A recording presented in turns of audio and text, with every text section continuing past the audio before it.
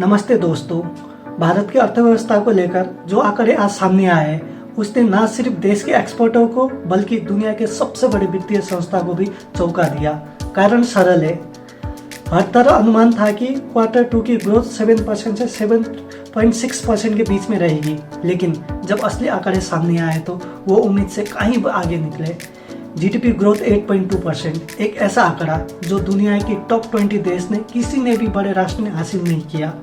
भारत ने फिर साबित कर दिया कि ये सिर्फ एक इमर्जिंग इकोनॉमिक नहीं बल्कि ग्लोबल ग्रोथ का नया इंजन है। आज इस वीडियो में हम हमें सतह पर नहीं, हम गहराई में जाएंगे। समझेंगे कि जीडीपी 8.2% तक कैसे पहुंचा, किन सेक्टर ने भारत की ग्रोथ को थामा, डाटा में छिपे छोटे छोटे बड़े संकेत क्या है, IMF क्यों गलत साबित हो रही है, आगे भारत की अर्थव्यवस्था किस दिशा में जा रही है और $5 ट्रिलियन कब तक पहुंच सकता है। तो चलिए शुरू करते हैं।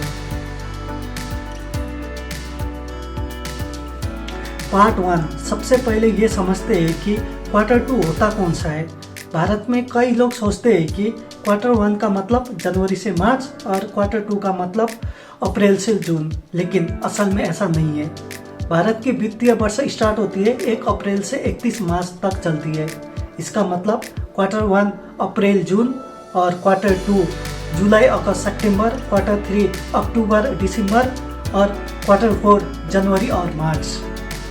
और जीडीपी डेटा हमेशा लगभग 2 महीना बाद जारी होता है, इसलिए Q2 का नंबर नवंबर में आता है।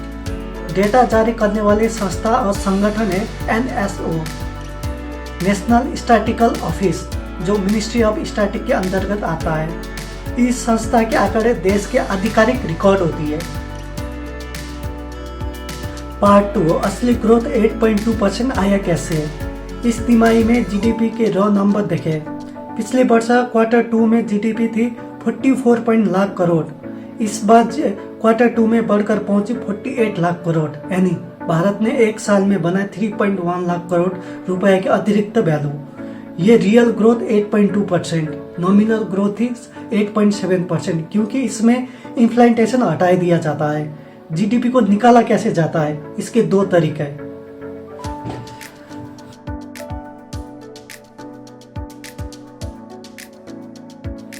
एक्सपेंडिचर मेथड C+I+G+NX ये देखता है कि देश में पैसा कैसे खर्च होता है। C कंजप्शन, घर परिवार की खरीदारी।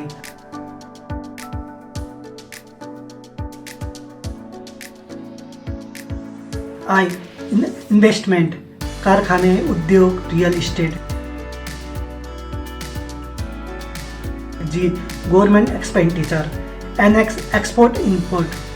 और दूसरा है GVA ग्रॉस वैल्यू एडेड। ये देखता है कि कौन सा सेक्टर कितना वैल्यू बना रहा है, like agriculture, industry, manufacturing, mining, construction, service. इस बार GVA ग्रोथ 8.1%। ध्यान रहे GDP is equal to GVA plus taxes is equal to subsidies.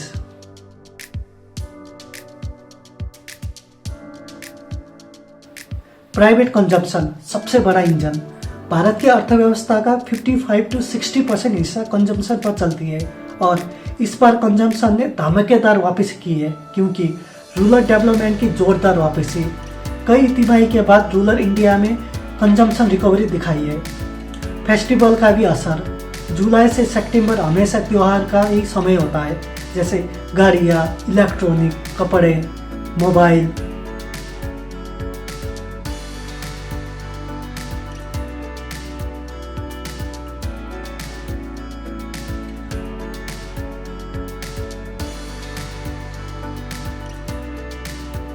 Mobile, home appliance इनकी बिक्री में जमकर उछाल आई। डिजिटल पेमेंट की वजह से भी स्पीडिंग और आसान। यूपीआई अब दुनिया के सबसे बड़ी डिजिटल पेमेंट सिस्टम है, जिसकी कंजम्पशन फ्रिक्शन लेस हो गई है। जीएसटी रेट कट का भी शुरुआती असर, और 21 सितंबर को जीएसटी रेट घटे और Q2 से सिर्फ 10 दिन का असर देखा। इसकी बूस्टिंग Q3 में देखेगी।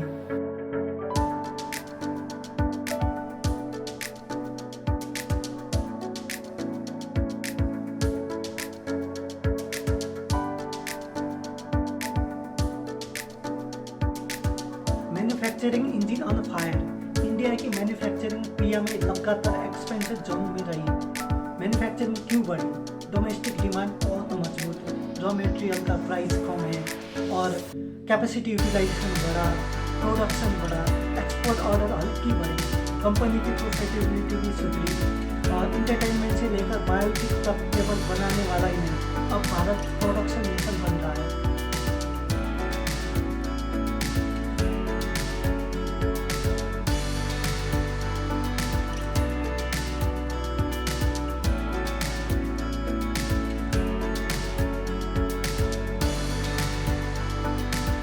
कंस्ट्रक्शन ग्रोथ का सबसे बड़ा मल्टीप्लायर।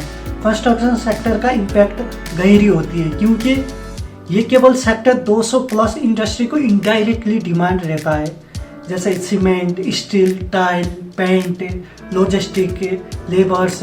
इस बार कंस्ट्रक्शन ने इंफ्रा प्रोजेक्ट लाइक तेल्स और हाईवे का रिकॉर्ड तोड़ construction, real estate market booming, affordable housing demand बढ़ी, आरबीआई की रेट कट पर घर खरीदना आसान है।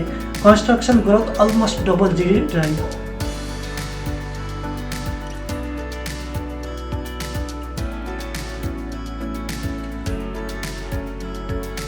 सर्विस सेक्टर इंडिया का क्राउन जेल है। सर्विस एलोन 55% देश की अर्थव्यवस्था है और इस बार सर्विस सेक्टर आंख पर था। IT service stable, tourism, travels record high, India hotel में 80 to 90% occupancy, online service booming, finance service तेजी पर है, हेल्थ केयर, एजुकेशन में बढ़ोतरी, बिजनेस सर्विस, स्टार्टअप रिवाइवल पर है। जहां डेवलपमेंट कंट्री की सर्विस स्लो चल रही है, इंडिया की सर्विस एक्सेलरेट कर रही है।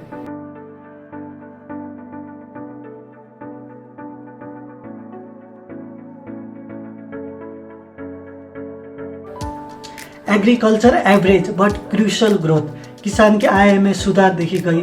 एग्रीकल्चर ग्रोथ 3.5%, मानसून अच्छा, crop output instantly, rural demand revival.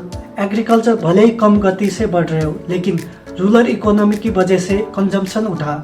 External sector mix picture, export बढ़े 5.6%, इंपोर्ट बढ़े 12.8%। इंपोर्ट बढ़ा कंजम्पशन रिकवरी का संकेत है, लेकिन ट्रेड डिफिसिट का खतरा भी है।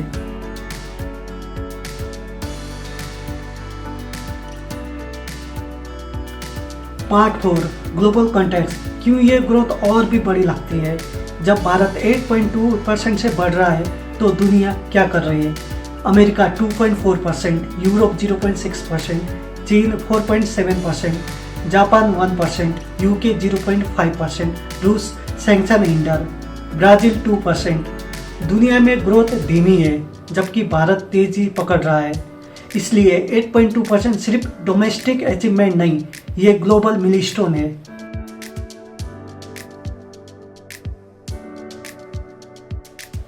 पार्ट 5 क्या ये ग्रोथ टिकाऊ है?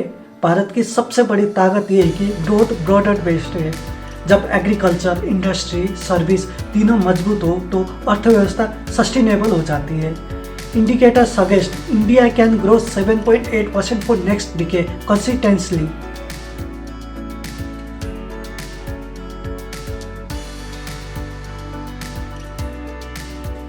पार्ट 6 लेकिन चुनौती अभी भी है।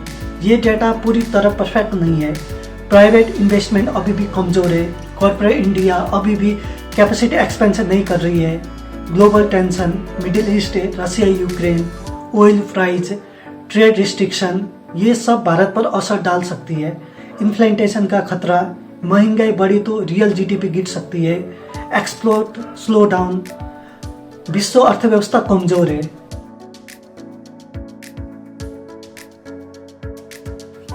पार्ट 7 आईएमएफ की फोरकास्टिंग और भारत की असली क्षमता।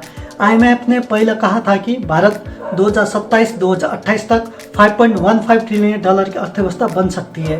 नई रिपोर्ट में इस अनुमान को घटाकर कर दिया है $4.96 ट्रिलियन, लेकिन अब 8.2% ग्रोथ रेट के बाद आईएमएफ का अनुमान काफी कंजर्वेटिव लगता है। India can reach $5 trillion even earlier.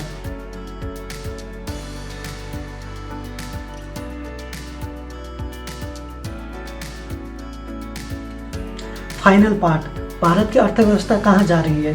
Bharat की ग्रोथ किस एक फैक्टर पर नहीं, कई पिलर पर खड़ी है। Digital revolution, young workforce, urbanisation, manufacturing push, infrastructure burn, rising middle class, global company का इंडिया शिफ्ट। दुनिया में रिसेशन की बात चल रही है और भारत डबल डिजिट का ग्रोथ दे रहा है।